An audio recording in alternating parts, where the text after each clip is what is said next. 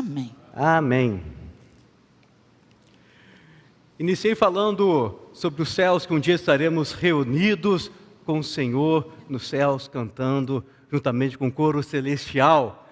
Mas enquanto aqui estamos, ainda existe o sofrimento, ainda existe a dor. Temos o Senhor que está conosco a cada dia, que nos sustenta, mas passamos pelo sofrimento até um dia estarmos com Ele, ali onde não haverá dor, onde não haverá tristeza. Por isso que eu quero falar hoje como lidar com o sofrimento na família.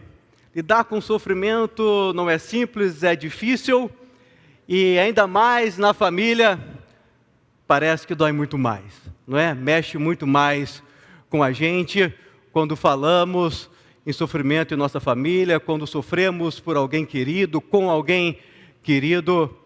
Eu quero convidar você, meu irmão, minha irmã, para abrir a sua Bíblia comigo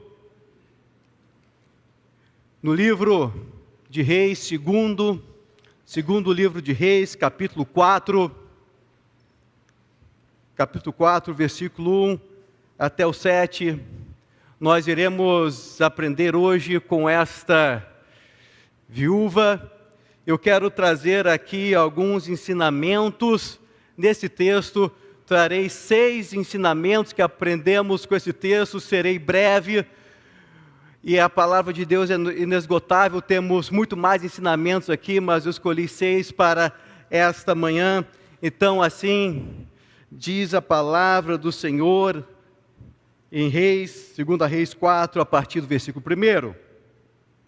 Certa mulher que era viúva de um dos membros de um grupo de profetas foi falar com Eliseu e disse: o meu marido morreu. Como o senhor sabe, ele era um homem que temia a Deus, o Senhor.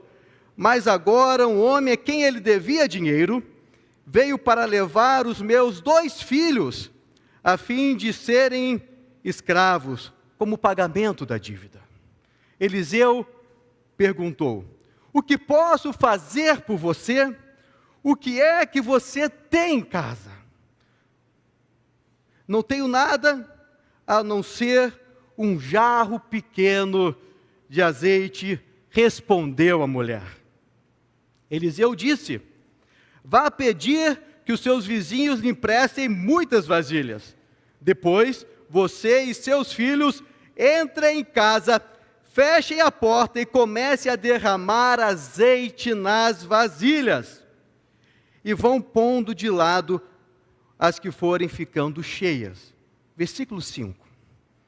Então a mulher foi para casa com os filhos, fechou a porta, pegou o pequeno jarro de azeite e começou a derramar o azeite nas vasilhas, conforme os seus filhos iam trazendo. Quando todas as vasilhas estavam cheias, ela perguntou se havia mais alguma. Essa foi a última, respondeu um dos filhos. Então o azeite parou de correr. Ela foi e contou ao profeta Eliseu. Aí ele disse: venda o azeite, pague todas as suas dívidas. Ainda vai sobrar dinheiro para você e os seus filhos irem vivendo. Que milagre maravilhoso! Que milagre maravilhoso! Que texto maravilhoso! Uma viúva, então, recebe 2 notícias terríveis.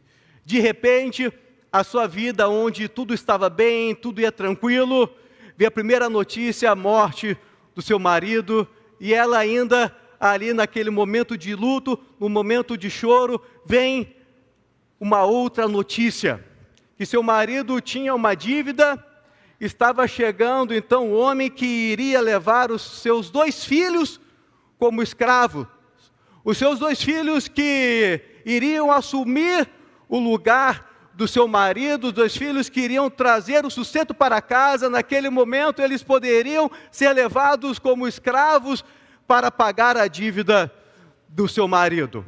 Nesse momento, mediante essa terrível notícia, essa mulher vai correndo falar com o profeta Eliseu. E diz o texto que ela chega e fala ao profeta Eliseu e fala sobre o seu marido, e tudo indica que o seu marido conhecia esse profeta que tinha morrido, porque ela falou o seguinte: você sabe muito bem que o meu marido era um homem temente a Deus, trazia então nesse homem essa imagem, uma característica muito forte desse homem que havia morrido, que ele era temente a Deus. Possivelmente ele era um daqueles que trabalhavam juntos com o profeta Eliseu. Logo mais adiante, no capítulo 6, a gente vê ali Eliseu com os profetas, trabalhando com aqueles profetas. Então, um homem que se dedicava ao trabalho do Senhor, se dedicava a ajudar as pessoas. Aquela mulher chega correndo e fala ao profeta o que estava acontecendo. O primeiro ensinamento que eu quero trazer para esta manhã é que nós devemos compreender que todos nós estamos sujeitos ao sofrimento. Todos nós estamos sujeitos ao sofrimento, até os justos, até as pessoas boas, até os salvos em Jesus Cristo. Todos nós estamos sujeitos ao sofrimento, como está em Mateus 5. Mateus 5, 44, 45. Convido você para abrir a sua Bíblia, Mateus 5, 44, 45.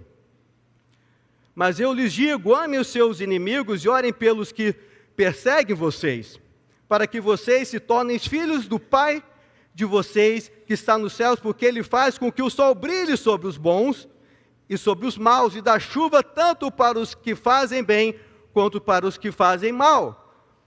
A chuva vem para os bons e para os maus, o sol para os bons e para os maus, as tempestades vêm para os bons e para os maus, as enchentes vêm para os bons e para os maus, o sofrimento assim também. Aquela mulher que conhecia o Senhor, que o seu marido dedicara então a sua vida nobre do Senhor, também estava sofrendo.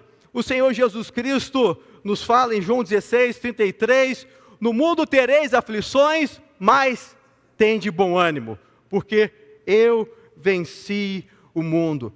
Então aquela mulher estava sofrendo com a perda do seu marido, agora seus 2 filhos podendo ser escravizados, um sofrimento muito grande. Eu acredito que muitas vezes, como nós fazemos, talvez ela ficou procurando o porquê do sofrimento. Eu quero convidar você a ir comigo para um outro texto de João capítulo 9, versículo 1 a 3, João capítulo 9, versículo 1 até o 3º, nós conhecemos bem esse texto, o texto do cego. Jesus ia caminhando quando viu um homem que tinha nascido cego. Os seus discípulos perguntaram: Mestre, por que esse homem nasceu cego? Foi por causa dos pecados dele ou por causa dos pecados dos pais dele? Jesus respondeu: ele é cego, sim, mas não por causa dos pecados dele, nem por causa dos pecados dos pais dele. Ele é cego para que o poder de Deus se mostre nele. Esses discípulos chegaram até Jesus com uma teologia da época, com uma teologia que pensava o seguinte: se alguém está sofrendo, se alguém está passando por uma dificuldade, é porque ou ele ou alguém da sua família pecou, ele ou seus pais então pecaram. Essa era a teologia, era assim que eles compreenderam, mas o Senhor Jesus Cristo chega e fala: não, ele não pecou, nem os seus pais. O poder de Deus irá se manifestar na vida deles. Tantas vezes nós sofremos porque o sofrimento vem, o sofrimento faz parte da vida, e não temos que ficar procurando o culpado, porque o sofrimento ele chega naquele momento. Aquela pessoa que está viajando no seu carro e faz tudo direito, daqui a pouco pode acontecer um acidente. Aquela pessoa que cuida da sua saúde a vida inteira, se alimenta bem, um dia pode sofrer então de uma doença. O importante é que no meio do sofrimento nós encontramos o Senhor. E no meio do sofrimento, o Senhor está conosco. E no meio do sofrimento, nós podemos sentir, então, a sua presença, como essa viúva ali sentiu. Meus irmãos, minhas irmãs, até as famílias boas, as famílias que seguem a Jesus, as famílias que creem em Deus, que leem a Bíblia, também passam por sofrimentos. Segundo ensinamento, que devemos valorizar aquilo que já temos em nossas famílias. Nós devemos valorizar aquilo que nós já temos. O profeta chega para aquela viúva e fala: o que você tem? E ela responde: eu não tenho nada a não ser uma pequena vasilha, uma pequena botija de azeite. Era tudo que ela tinha, era aquela botija de azeite. Meus irmãos, minhas irmãs, o pouco nas mãos de Deus, Deus pode fazer maravilhas, Deus pode fazer milagres. Muitas vezes, em meio ao sofrimento, nós ficamos olhando para a dor, nós ficamos olhando para a situação e não olhamos para aquilo que nós já temos. Que nós já temos nas nossas casas, as pessoas que fazem parte do nosso lar, o amor, tantas coisas que Deus já fez e que Deus está fazendo. Muitas vezes nós ficamos olhando, focados apenas para o sofrimento e não olhamos por tantas coisas importantes, aquelas coisas que Deus já nos deu. Por isso que, em meio ao sofrimento, nós precisamos olhar para aquilo que nós já temos. Essa viúva tinha uma pequena botija de azeite. No meio do sofrimento, também, quando nós olhamos para aquilo que nós já temos, podemos olhar para as qualidades dos nossos familiares. É interessante que logo no início do texto, quando ela chega para o profeta, ela fala o seguinte para o profeta: o meu marido, meu esposo, um homem que temia Deus.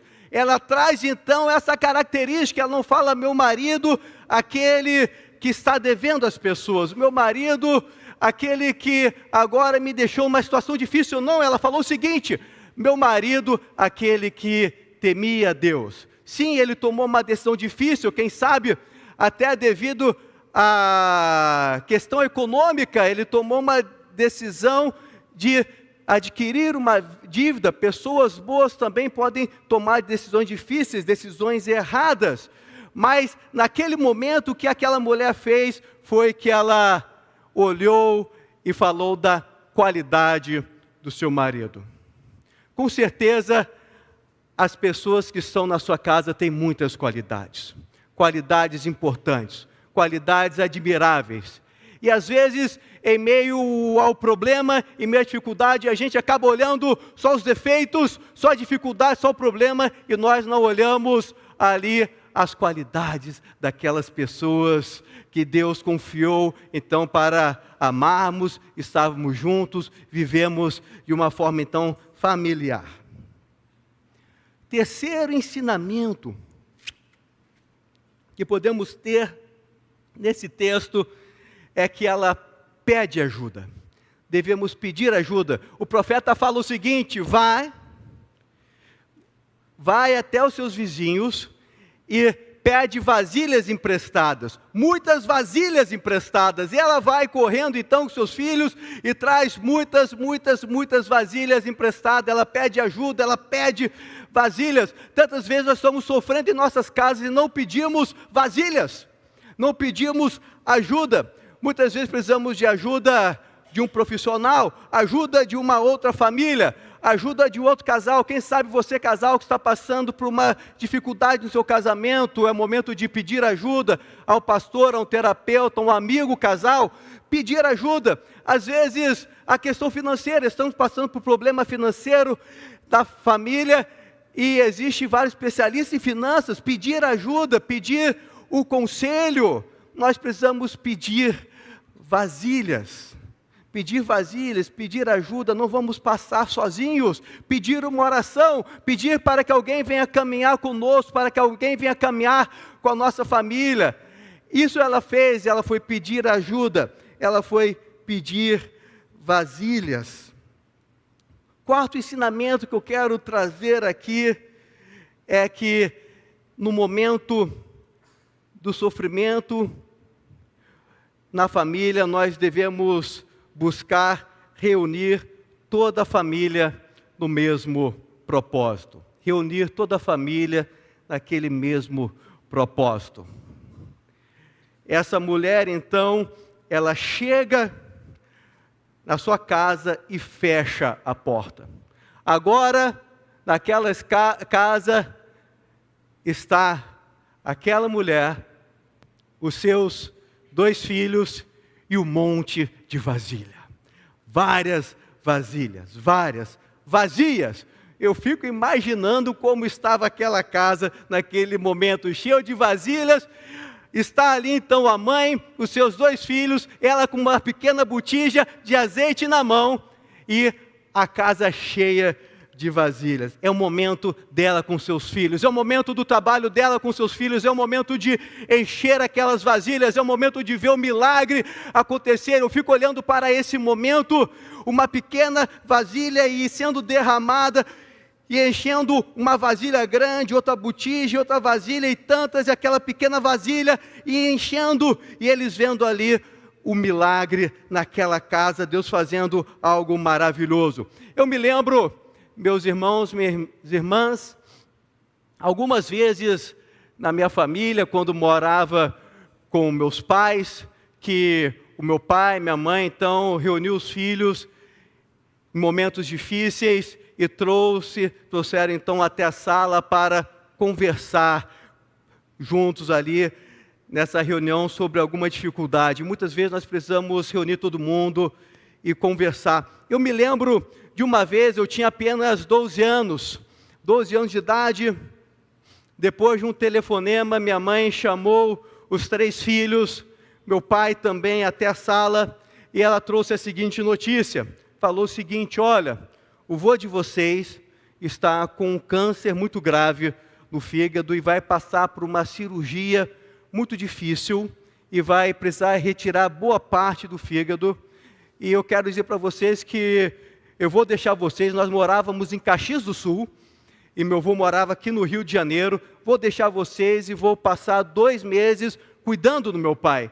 Ela falou o seguinte: olha, e agora vocês vão arrumar a casa para ajudar o pai de vocês, cada um vai limpar o seu quarto, vocês vão fazer um rodízio para limpar o banheiro, a cozinha, vocês vão ajudar o pai de vocês. Juntou todos ali e nós compreendemos que naquele momento a família estava junta naquele propósito.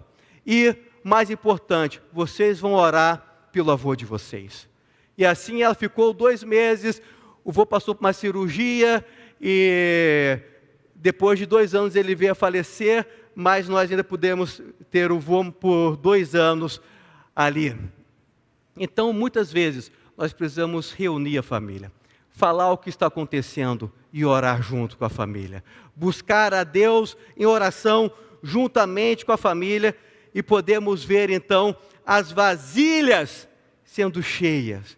A família contemplando Deus enchendo as vasilhas, Deus fazendo maravilhas, Deus tratando no coração da família. Ali onde é necessário perdão, Deus trabalhando. Aquele que estava machucado, magoado, Deus trabalhando no coração, e assim Deus vai enchendo as vasilhas.